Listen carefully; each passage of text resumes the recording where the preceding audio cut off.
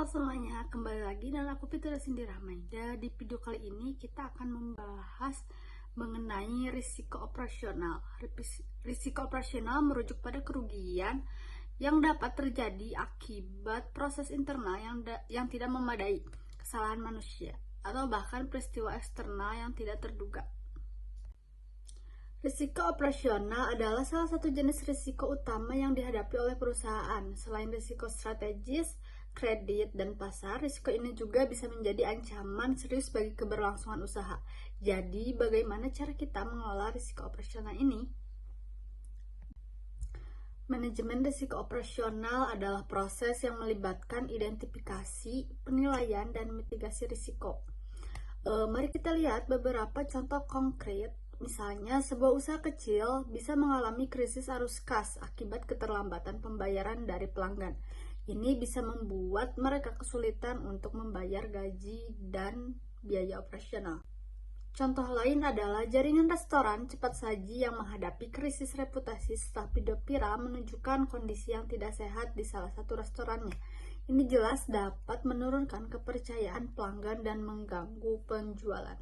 Selanjutnya, di sini terdapat beberapa jenis risiko operasional yang perlu kita perhatikan, yaitu yang pertama risiko proses, yaitu berkaitan dengan efisiensi internal, seperti kesalahan dalam pemprosesan transaksi. Yang kedua yaitu risiko manusia, yaitu termasuk kesalahan karyawan dan kecurangan. Yang ketiga yaitu risiko sistem, yaitu mengacu pada risiko yang berasal dari teknologi seperti serangan siber. Yang keempat yaitu risiko keuangan, adalah terjadi akibat keputusan finansial yang buruk. Yang kelima yaitu risiko strategis, yaitu dihasilkan dari inisiatif strategis seperti merger atau akuisisi.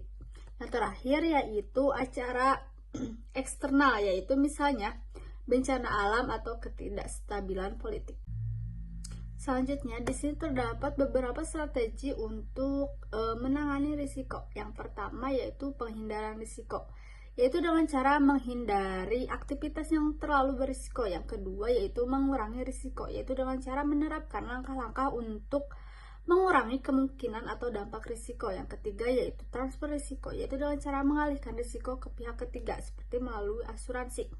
Yang keempat yaitu penerimaan risiko, yaitu dengan cara menerima risiko tertentu jika sesuai dengan toleransi risiko organisasi. Untuk membantu dalam manajemen risiko, banyak perusahaan kini menggunakan perangkat lunak manajemen risiko operasional. Ini memungkinkan mereka untuk mengidentifikasi, menilai, dan memantau risiko secara efektif dalam satu platform. Mungkin cukup pembahasan di video kali ini mengenai risiko operasional. Terima kasih telah menonton dan see you di next video. Bye bye.